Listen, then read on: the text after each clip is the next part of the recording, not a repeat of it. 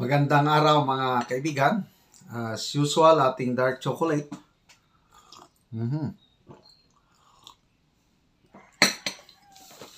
So, yung gustong matikman itong napakasarap na dark chocolate na ito, dito lang kayo mag-order.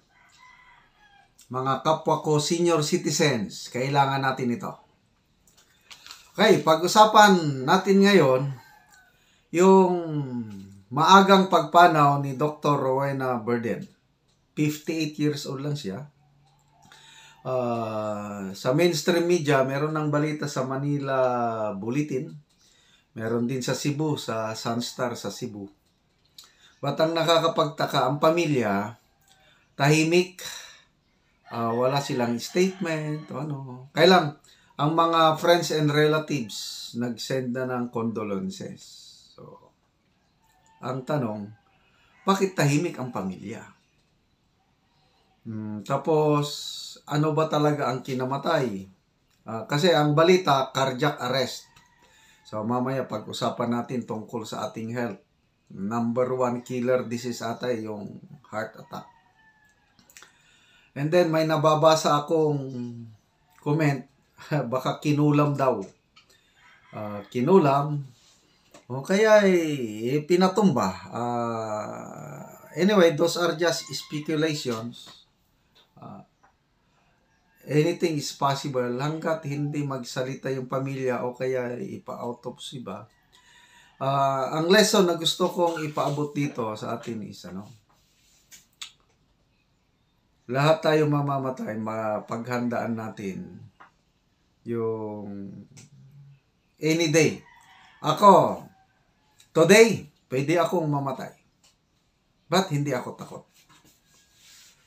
Karamihang tao, takot pag ang usapan death. Ako noon, takot na takot akong mamatay. Kasi pag mamatay ako, ang tanong ko sarili ko, saan ako papunta? Ano ba? Is there really life after death? Puros question mark. But ngayon, wala na ako i-question mark. I am so certain about life after death. And I am so certain where will I go. Saan ako papunta pag natapos na ang buhay ko sa mundong ito? Sigurado ako. Kaya hindi ako takot. So yung tao na hindi alam kung saan mapunta, yun ang takot. Okay. Life after death. Kasi ang karamihang tao, tingin nilang buhay nila dito lang. Kaya, dahil dito lang ang focus nila is enjoy, o yung pleasure, yung material, pagkamit ng salapi, limpak-limpak, mga bahay, kotse, yung happiness nila is material things. Kagaya itong nangyayari sa gobyerno natin ngayon. Grabe, kaliwat kanan na pagpapayaman. I'm sorry, lalo na sa Kongreso. Yung sabi ni PRRD, Attorney Roque, na grabe, talamak ang corruption dyan. Certification by, liquidation by certification lang. Billions of pesos. So, kwarta-kwarta na lang. Ako, ganyan din ako nung una. Kwarta-kwarta. Focus ko, ambition ko, maging mayaman. Yaman. But then, hindi ako maligaya. Nung puros kayamanan lang ang iniisip ko. Hanggang nung nagbasa na ako sa Bible, yun, nagbago ang Kaya importante yung magbasa tayo sa Bible. Maniwala kung anong. So, anong sabi sa Bible? You cannot serve two masters. It's either you hate the one and love the other. So ano yung dalawang master o dalawang Diyos sa buhay ng tao? Yung tunay na Diyos at ang pera.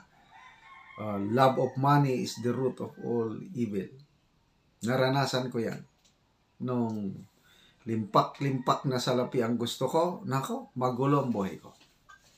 Kaya lang nung nakilala ko ang Diyos, kilala ko ang Panginoong Hesus. Lalo na nung nag-ABC ako, yung ebanghelyo, yung good news ng Panginoong Hesus, yung kapatawaran ng kasalanan. A. Accept. Tinanggap ko na ako'y makasalanan. Hindi ko kayang iligtas ang sarili ko. B. Believe. Naniwala ko na namatay at nabuhay muli ang Panginoong Hesus para sa kapatawaran ng lahat ng kasalanan ko. And then C. Commit o surrender. Sinurrender ko ang buhay ko sa Lordship ng Panginoong Hesus. O, yun na. Kaya ako ngayon, hindi na ako takot mamamatay. Kasi, pag bigla akong namatay ngayon, example, heart attack, tigok na. Yung aking kaluluwa at espiritu, lahat tayo may kaluluwa at espiritu. Diretso, biyahe sa langit. May obispo, yung military bishop nung bago akong pasok sa serbisyo, tinuruan niya kami meaning ng death. D-E-A-T-H. D. Departing eternally, abandoning all to, yung H, heaven or hell.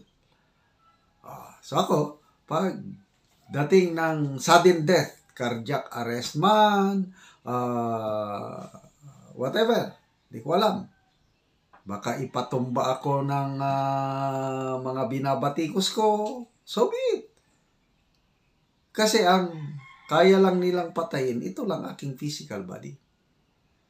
Hindi nila magalaw ang aking kaluluwa at espiritu. Kaya ang salita ng Panginoon sa Biblia is, huwag kayong matakot sa mga taong makapatay sa inyong katawan, but after that, wala silang magagawa sa iyong kaluluwa at espiritu. Ang dapat niyong katakutan ng Diyos na kayang dalhin ang inyong kaluluwa at espiritu sa lake of fire o impyerno. So, dapat matakot tayo sa Diyos. So, as we live our life on earth, alalahanin natin na may Diyos, nakakakita sa lahat. Wala tayong maitago sa Diyos. May CCTV camera sa bawat buhay natin. At tatayo tayo sa hukuman ng Diyos. Pag-abot ng panahon, hindi ka maka-ikyas o maka-deny kasi kitang-kita ng Diyos ang lahat ng ating ginagawa. So, yun po. Spiritual matters yun. Punta naman tayo sa health, yung cardiac arrest. Yun po, number one, killer. Buong mundo. Bigla na lang. So, how to maintain a healthy heart. Ako, diet. Depende sa pagkain natin yan. Ang dapat iwasan. Matamis, maalat, at mamantikang pagkain. And then, frozen o yung processed food. Ang dapat na kainin, fruits and vegetables.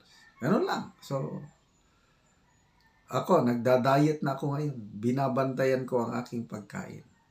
After diet, exercise. Every day. After mag-vlog ako sa umaga, mga 2 vlog. Mga pagdating na alas 7, naka-2 vlog na ako. Takbo na ako. Basketball na ako. Nagbabasketball pa ako every day. Tapos, inom ng dark chocolate. Ito, dark chocolate is good for our heart.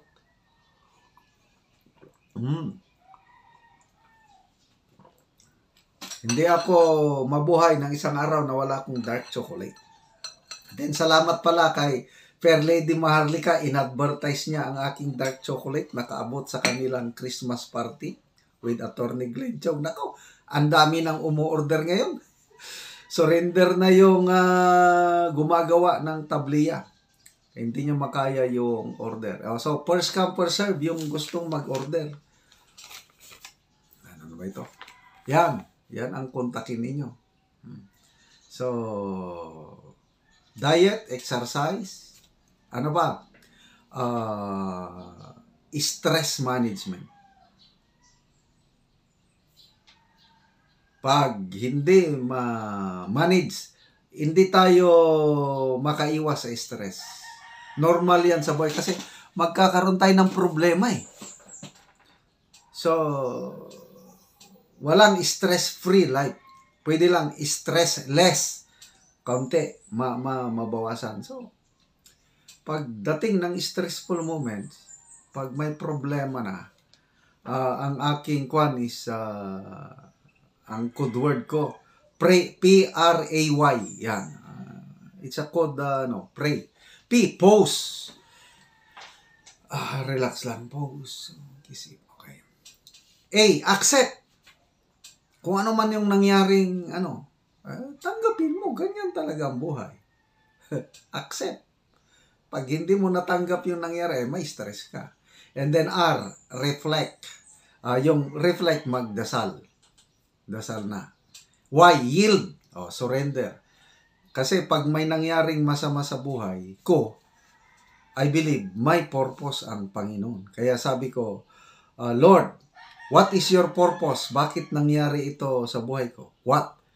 Let me know your purpose and I will yield. I will surrender. Hihintayin ko yung kalooban mo. Romans 8:28. Ano sabi sa Bible? For in all things, God works for good to those who love God, to those who are called according to His purpose. Yung masamang nangyari ngayon, sa moabot, it turns out to be for my good. Yan po ang aking experience sa buhay. Kaya, pagdating ng stressful moments, gano'n lang, relax lang. Hanggang mamaya ma-realize ko, ganyan pala. So, nakikiramay ako and my family sa pamilya ni Dr. Rowena Burden. So, tayong mga kaibigan, let's take care of our health but i-ready ang ating buhay to face God anytime. ABC lang ang kailangan natin.